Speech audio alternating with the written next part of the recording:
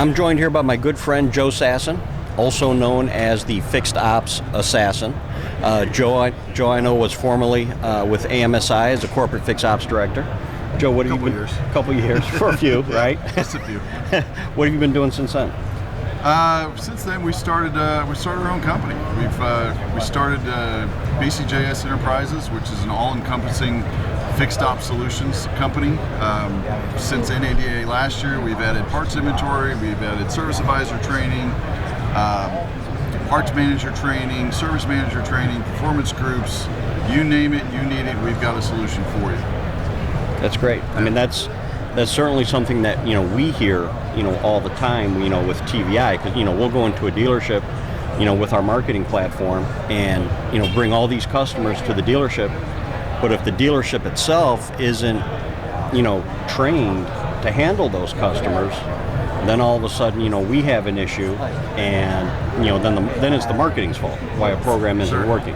When in fact it's more times than not it's something internal within the dealership, with the advisors. It's always that. It's always that. The number one thing we hear about when we talk about marketing or marketing expenses is, how do we pay for these programs? Spending all this money to get these customers in my service drive, and I'm not seeing a lift in my business. The number one reason that we don't see a lift in a business is because we're not training the service advisors. You were a dealer once, right? Right, yeah. So how often did you have sales training for your salespeople?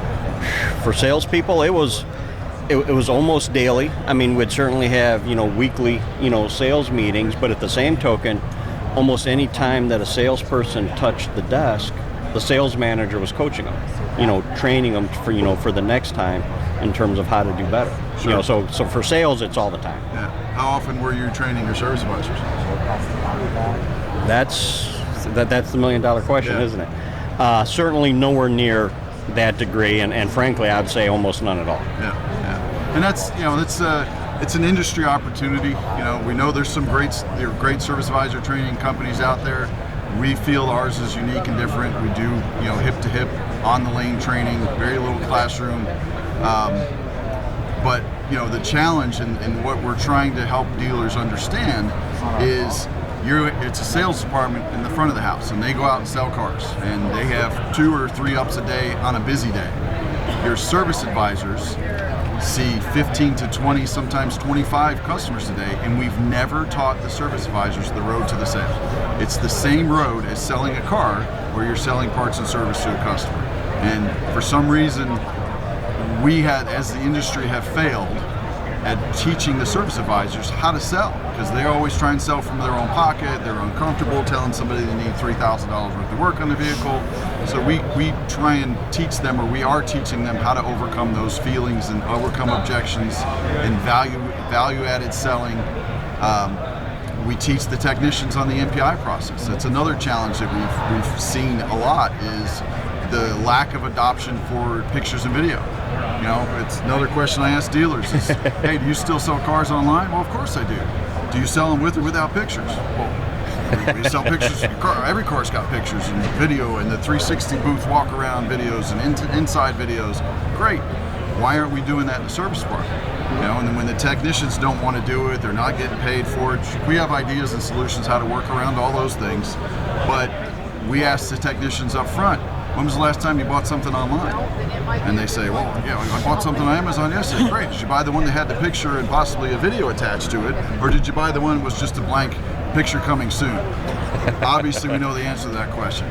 These are the same people that are buying parts and service from us. Our customers are buying online, shopping online. They're looking at videos and pictures and understanding what they're buying before they buy it. That's what we're going to teach our technicians, that it's a value add to the customer, and then the customers get so addicted to it. The stores that do it really well, they ask for the video. Hey, you're going to send a video of my car? You're going to send me a video of what the vehicle needs? It works like a charm. And your closing ratio, yes, we measure closing ratios in the service department. Imagine that. Your closing ratio will go up from teens, single digits to teens, up to 40 to 60%. We've seen in some stores that effectively use video and pictures for NPIs. Yeah, no, it's a technology world. The customers today are becoming more and more adapt, but also expect that degree of technology and sophistication when they come in. It's no longer, here are my keys, I need an oil change, and leave it at that. They, in order for them to believe they need something, they need to see it. Sure. And seeing is believing. So I totally get where you're coming from. And you're right, there is a complete lack of people training that process. And that's really the next step. I mean, the service department is responsible for so much coverage. As an industry, we always talk about fixed coverage. How does a store get to 100% fixed coverage?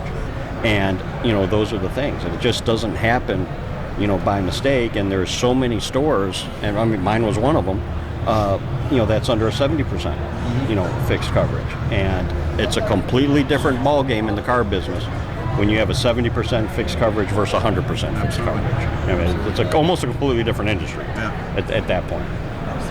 But I know we've known each other now for a few years, and ever since we've met, I've always seen the synergies, that exist between what you do, and what TVI does. And now that we're, working closer together, I think it's a great fit, for the dealer network and our clients, Sure. that we have already. The questions that we get a lot is, that's pricey, or that's a lot of money to spend. It's not, right? You spend thousands and thousands of dollars, tens of thousands of dollars a month to get, 5 or 6 customers in your showroom every day. You spend a couple grand on service, flood your service drives, and then we forget that, you've got to sell them, you've got to close them on that oil change and make that oil change into a filter or tire rotation or tire replacements. It's not hard to do. We just have to take down the wall of the training, the fear of investing in training, because the return on that investment is 10 to 100 times back. Absolutely. Well, at the end of the day, what we do is it's a people business, and we have to invest and train our people. A dealer will invest 20, 30, $50 million into a facility, and then try and figure out, how to get the cheapest training, possible to staff that facility. Right. And it's just a complete, disconnect that we see, way too often. You also mentioned that you're getting into parts inventory. Yes. How does that work?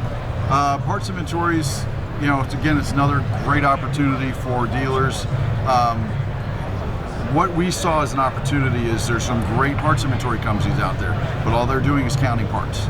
They're not offering any kind of training solutions. So we're taking the parts values, we're working on obsolescence management, we're working with some obsolescence reduction companies, and we'll help the parts manager, because it's cash flow, right? Right. Dealers forget, they look at their used car values, they look at their inventories, their floor plans, they know how much cash flow they have, and they forget that $500,000 in the parts department is cash, right? And that cash needs to turn over.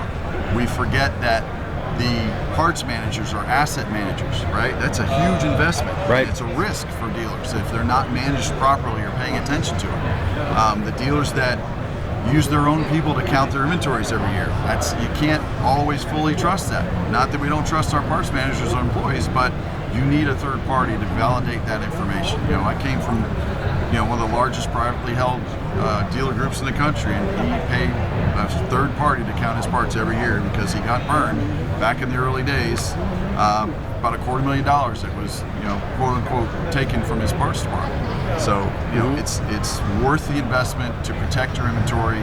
We've priced ourselves below market, and then we offer the training on top, which is, to me, it's a no-brainer. It's another, lack of support department in a dealership. We don't train parts managers to be parts managers, to be asset managers, to be cash flow managers. So that's an opportunity that we see as a value add. Well, it's just another example, of dealers that generally keep their focus in the front end, where, they're tracking their used car inventory, and they're tracking how long it's been there and their average age of used cars, and they're tracking, water, how much they have in the used car department, but yet they don't look at obsolescence, or how long that part's been on the shelf, or how many times that part turned or not turned. But again, that's just where, frankly, some of the dealers need training. Above and beyond just the parts managers and everything else, because it starts from the top down, and that's where the focus should be. But that's where we come in, and I know you do a great job with it.